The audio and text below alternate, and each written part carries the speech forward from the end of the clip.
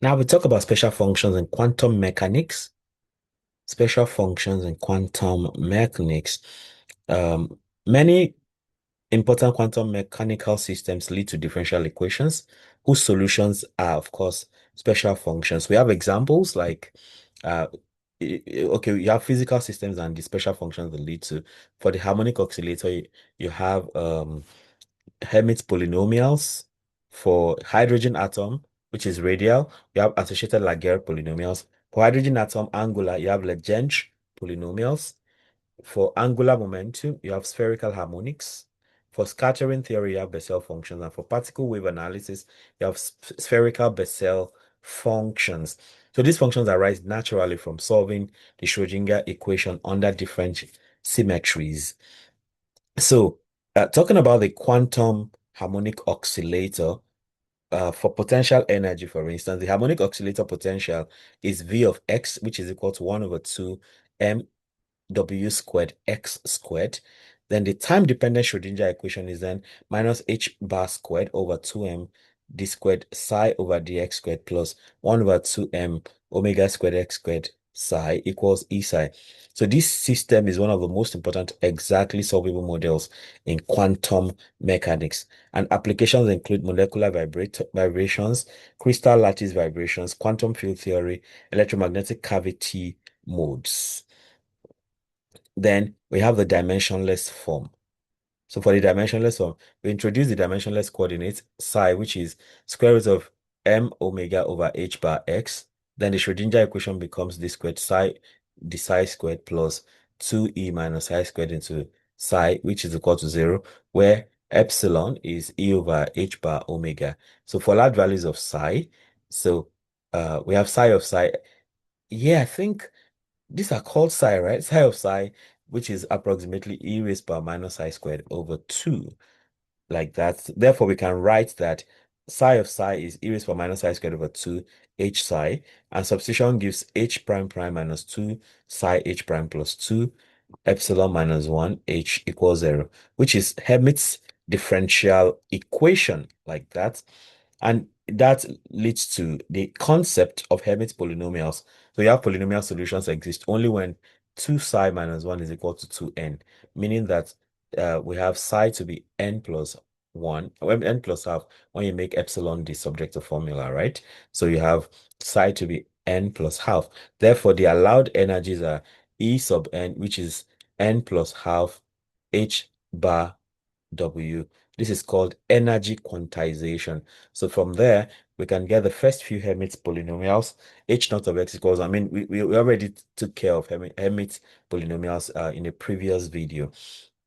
So you now have your Hermite polynomials. H naught of x is 1, H1 of x is 2x, H2 of x is 4x squared minus 2, H3 of x is 8x cubed minus 12x, H4 of x is 16x raised by 4 minus 4x, 48x squared plus 12. Then we move on to talk about harmonic oscillator wave functions. So the normalized wave functions are psi sub n of x equals 1 over square root of 2 raised by n factorial into m omega all over pi h bar raised by 1 over 4 e raised by minus m omega x squared over 2 h bar h sub n of x. I think when we talked about Hermite functions, we already dealt with things like this. Then you have the ground state to be psi naught of x equals m omega over pi h bar raised by 1 over 4 e raised to minus m omega x squared over 2 h bar. So the ground state energy will then be epsilon E sub 0 equals half h bar omega. So the non-zero ground state energy is called the 0 point energy. So for example, find the energy of the third excited state. The third excited state corresponds to n equals 3. So using E sub n equals n plus half h bar omega, we obtain E sub 3 to be 3 plus half h bar omega. Therefore, E sub 3 is 7 over 2 h bar omega, like that, when n is given as 3. And then we can compute that. We can plot harmonic oscillator wave functions from -4 to 4, and we define a function for any range. I mean, we take for the range for any range for H Hermite, which moves from 0 to 3, I believe. And then you have psi, which is defined as x squared over 2 multiplied by h of x. Then you do your plot, and then this is what we get. So because we are doing 4, so that means 0, 1, 2, 3. So we can actually do more. Okay, so we have this now. So you see n is 0. This is this blue one here. N is 1. This is the orange one. N is 2, n is 3. So let me do something. Let me just push my luck and move it to 10 and see what happens here. Okay. Okay, so the earlier ones are really squeezed out. So let me go like 8 and see what happens. Okay, we still have something like this from 0 to 7. Okay, let me let me finish it at 5 and see again. Yeah, so that's the kind of thing we have here. So the waves grow larger and larger as the numbers increase. Then we talk about hydrogen atom. The hydrogen atom, we are talking about special functions in quantum mechanics, right? And we agreed that some concepts, some phenomena in quantum mechanics lead to special functions. So the hydrogen atom consists of an electron moving in the Coulomb field of a proton. So the potential energy is V of R, which is minus E squared all over 4 pi epsilon naught R. The Schrodinger equation is then minus H bar squared over 2m del squared psi plus V of R psi equals E psi. Since the potential depends only on the radial coordinates R, spherical coordinates are used. Then we have separation of variables then. So if you assume that we have psi of R, comma theta, comma phi equals R of R, y of theta, comma psi. Substitution separates the Schrodinger equation into angular equation, radial equation. The angular equation leads to Legendre polynomials on spherical harmonics, and then the radial equation leads to associated Laguerre polynomials, right? So here now we have 3 components, and then we have the angular part and the radial part.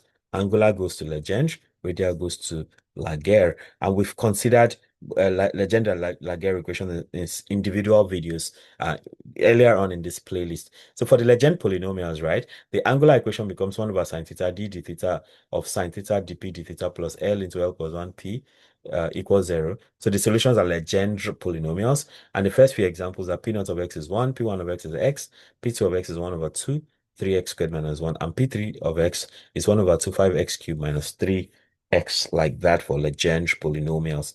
And then that sees us moving into spherical harmonics, and I've made a video specially for spherical harmonics earlier on in the playlist also.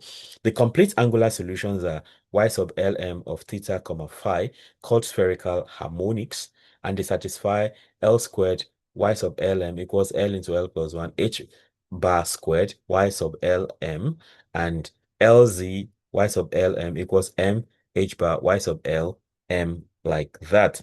So you have examples. Y0 sub 0 equals 1 over square root of 4 pi. Y0 sub 1, that's square root of 3 over 4 pi cos theta. Then Y0 sub 2, that is square root of 5 over 16 pi, 3 cos squared theta minus 1, like that for spherical harmonics. Then we have the radial equation. So for the radial equation now, defining U of R to be equal to R times big R, U of R equals small r times R, big R of small r. The radial equation becomes d squared u dr squared plus 2m over h bar squared, yeah, of course, into e plus e squared over 4 pi epsilon naught r minus L into L plus 1 over r squared multiplied by u equals 0. So the solutions involve associated Laguerre polynomials. So associated Laguerre polynomials then will be that the radial solutions take the form u of p equals e raised to minus u of rho equals e minus rho over 2 rho raised by L plus 1 L of rho, where L of rho satisfies the associated Laguerre equation. So you have the examples. L naught of x is 1, L1 of x is 1 minus x, and L2 of x is 1 minus 2x plus x squared plus 2. Then you have the hydrogen atom energy levels.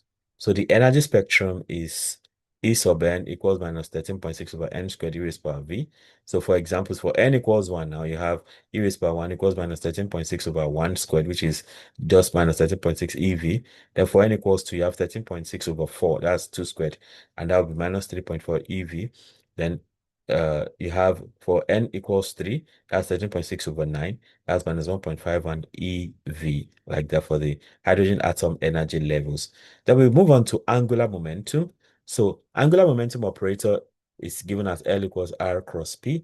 So, and the components are Lx, L sub x, L sub y, L sub z.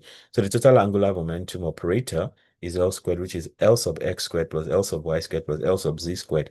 And then we have commutation relations. So the angular momentum operator satisfies that Lx comma Ly is equal to IH bar Lz. So Ly Lz, that's IH bar Lx, Lz Lx, that's IH bar Ly. So if you pick X and Y, then the other thing is what you see on the left, on the right hand side. So these relations are fundamental to quantum mechanics, talking about commutation relations. So we then talk about angular momentum eigenvalues. The simultaneous eigenstate of L squared and Lz satisfy that L squared given Lm is L into L plus 1 H bar squared of Lm. Then you have Lz such that Lm is equal to mh bar Lm. So allowed quantum numbers now, you have L equals 0, 1, 2, and m is minus L plus 1 up to way to L. And then you have number of states, that's 2L plus 1. Then we have ladder operators. So if you define L plus or minus, that's equal to Lx plus or minus ILy. So their action on angular momentum eigenstates are given as these expressions. You have the positive side and the negative side, like that. Um, and then we go on to scattering theory. So again, we are talking about special functions in quantum mechanics. So an incoming plane wave is psi sub in equals 0 per ikz. Then the scattered wave is phi sub sc equals f of theta e raised by ikr over r. And the total wave function is psi equals e raised by ikz plus f of theta e raised by ikr over r. So the quantity f of theta is called the scattering amplitude. So, and then we have differential cross section. The probability of scattering into a given direction is measured by the sigma, the the the sigma, the omega, which is equal to absolute value of f of theta all squared. An example, so if f of theta is a cos theta, then the sigma, the omega is a squared cos squared theta, like that. Then we have partial wave expansion. The plane wave can be expanded as e raised by ikz equals integral from L equals 0 to infinity. Then we have 2L plus 1 I power L, J sub L kr PL cos theta, where J sub L are spherical Bessel functions and P sub L are Legendre polynomials. So this expansion is the basis of partial wave scattering theory. Okay, this is the basis of partial wave scattering theory. So we then have the special Bessel functions. So the first few spherical Bessel functions, you have J sub 0 of x is sine x over x, J1 of x is sine x over x squared minus cos x over x, then J sub 2 of x is 3 over x cubed minus 1 over x into sine x minus 3 over x squared cos x, like that. So, and then we can have those spherical Bessel functions here. So from range 0 to, from in range 4, right? That's 0 to 3, like what we have right here. So if I do what I did the other time, making this 4 into 10 and see what happens. So, okay, we have that, just uh coming together in one place like that. Okay, so let me keep it at say 3 and see we can view. Okay, I mean everything is just congregated around that 0 there, so maybe I should stop it at 5, or yeah, 5, like this. That's 0 to 4. So talking about phase shifts now, the radial wave function at large distances behaves as u sub L over r, which is approximately sine kr minus L pi over 2 plus delta sub L, where delta sub L is called the phase shift. So the phase shift contains information about the scattering potential. Then we have the total scattering cross section. The scattering amplitude can be written as f of theta equals 1 over k, summation from L equals 0 to infinity, 2L plus 1 e raised by I dl sine dl PL cos theta. So the total cross section is then sigma equals 4 pi over k squared, integral from L equals 0 to infinity of 2L plus 1 sine squared dl. So in summary, we see that the major special functions appearing in quantum mechanics are harmonic oscillator, Hermite polynomials in harmonic oscillators, Legendre polynomials in hydrogen atom angular equation, spherical harmonics in angular momentum, associated Laguerre polynomials in hydrogen atom radial equation, Bessel functions in scattering theory, and spherical Bessel functions in particle wave theory. So these special functions emerge naturally from solving the Schrödinger equation under different symmetric conditions and form the mathematical foundation of quantum mechanics. So now we have some practice problems. So here you can visualize 1 to 2 very clearly. So harmonic oscillator problem, I'll show that h5 of x is all of that. And using the Hermite polynomial recurrence relation then we have 3. Can I see 3 to 5 at once? Yeah, we have 3 to 5 here. 3 to 5.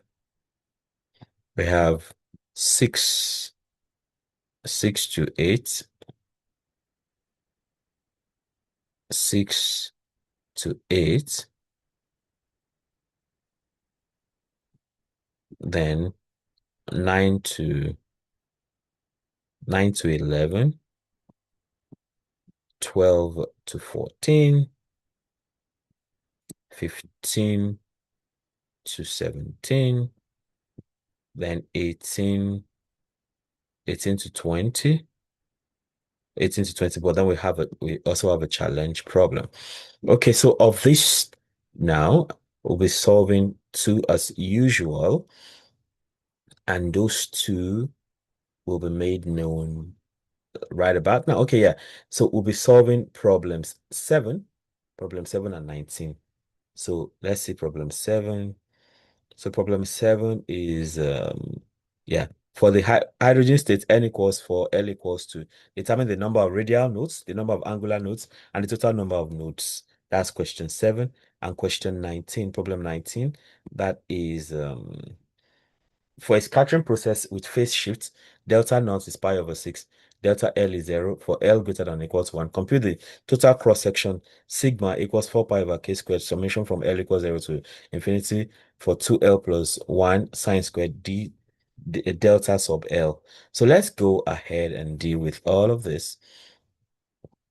So I start with problem 7. Problem 7. So for the hydrogen state, n equals 4, L equals 2, determine 1, the number of radial nodes, the number of radial nodes, 2, the number of angular nodes, the number of angular nodes, and 3, the total number of nodes, the total number of nodes. So let's go for that. First off, we start with radial nodes. Radial nodes.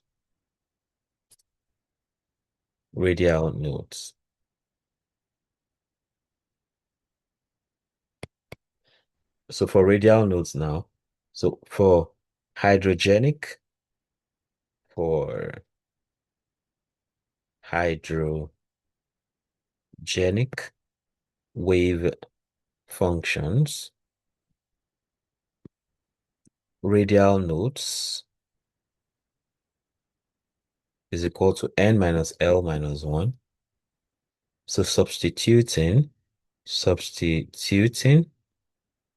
you have n equals 4, L equals 2, which then gives uh radial nodes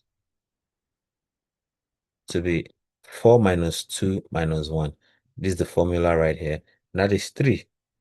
Oh, 4 minus 2 minus 1, that's 1, sorry. That's 1. So we have just one radial node. So we have one radial node. Then next, number 2, we talk about angular nodes. Angular nodes. So the number of angular nodes equals L. Okay, so we can just say, therefore, angular nodes is equal to 2, because from the original question we have that L is equal to 2. So L equals to, talk about the angular nodes. And finally, number 3, we talk about the total nodes. That'll just be the addition of these two, right?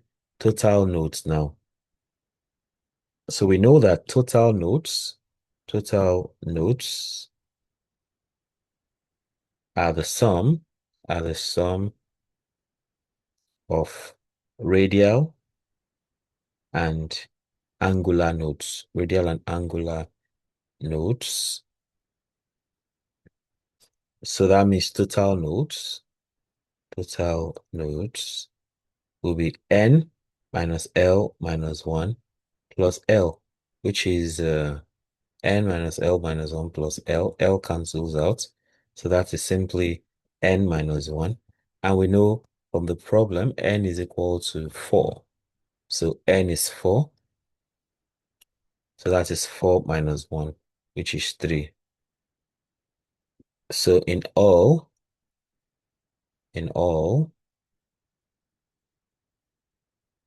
so radial nodes is equal to 1. Angular nodes, that is 2. Total nodes, that's 3. Total nodes, we have 3. All right, so we move on to problem 19 now. So problem 19.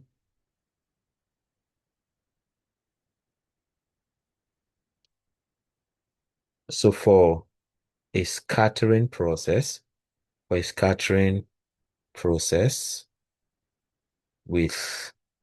phase shifts,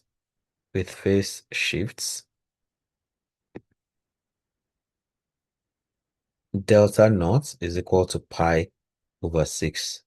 So delta sub L equals 0. And then for delta sub L equals 0, right? And we have L to be greater than or equal to 1. So we want to compute for that, right? Compute the total cross section. Sigma equals 4 pi over k squared, integral from L equals 0 to infinity 2L plus 1 sine squared delta sub L. So we go step 1, right? We examine the sum. That's the first thing. So since delta sub L is 0 for L greater than or equal to 1, we have that sine squared delta sub L will also be 0 for L greater than or equal to 1. Therefore,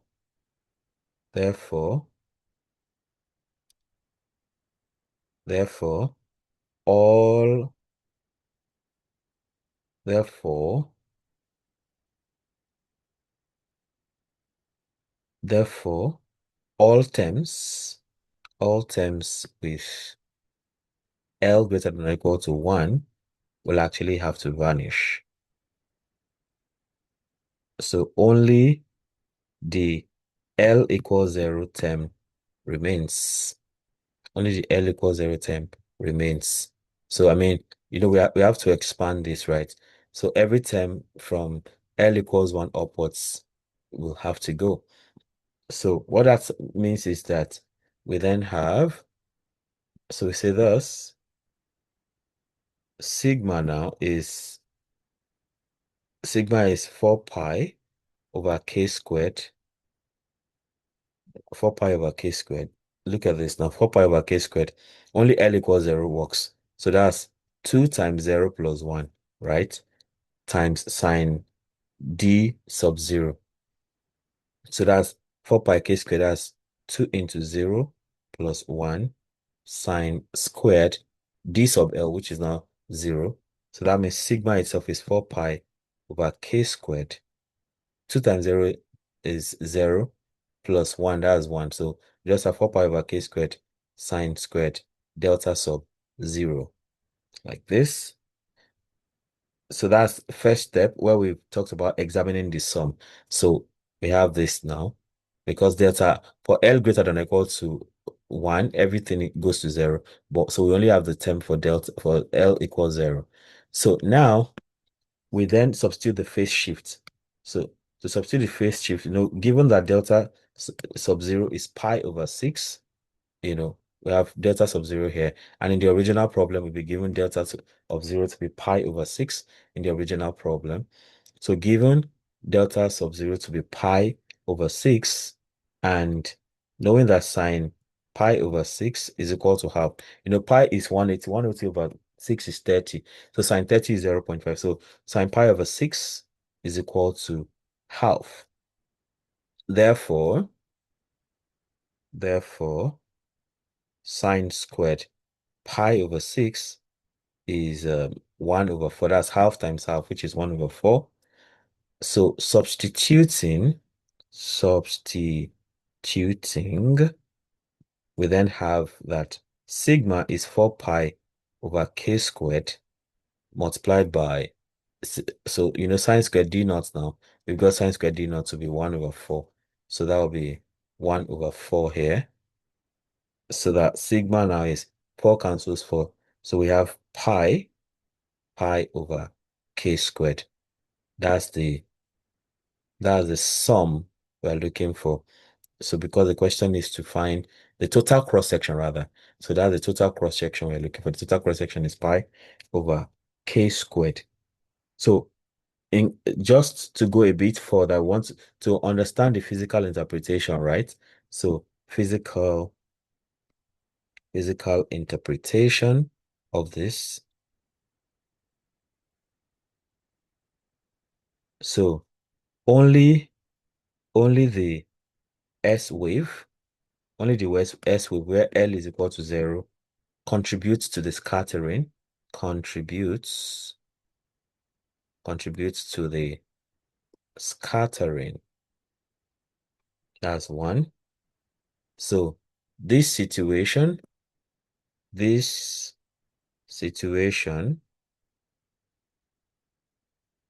commonly occurs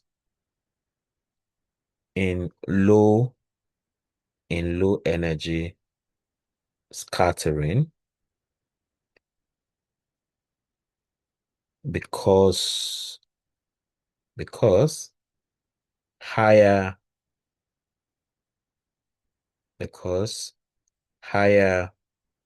partial waves are suppressed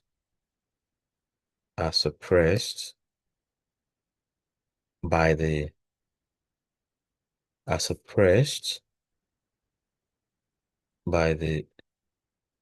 centrifugal barrier.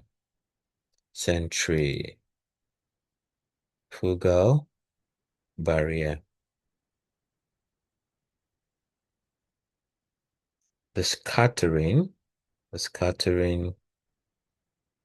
is therefore isotropic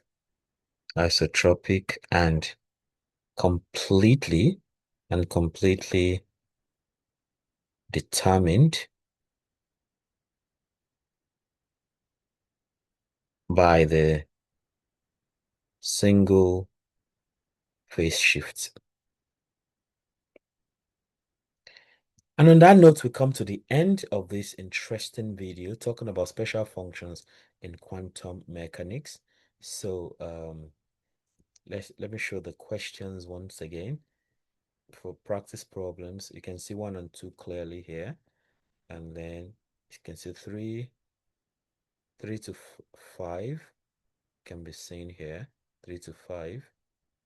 Then 6 to, okay, 6 to 7. We can manage 6 to 7 here.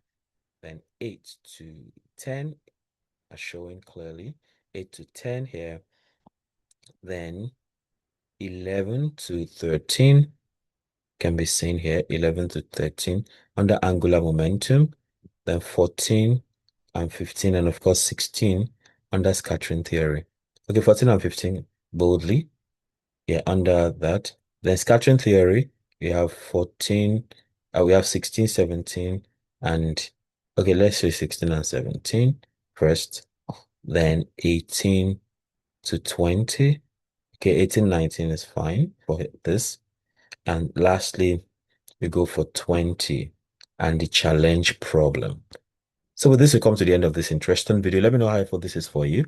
And if there's something that you let me try out, feel very free to let me know. If you have subscribed to this channel already, I thank you very much for doing that. But if you have not subscribed, why not go ahead and subscribe right away? Click on the subscription button and subscribe. And also hit on the notification bell so you can always get alerted each time a new video is released. Having done that, you can also become a member of the channel by clicking on join. That gives you some special privileges, which you find out when you click. Ultimately, don't forget to comment, like, and share so that more people can have access to the great content I have going on here. Till I come your way again, keep doing maths right. Bye.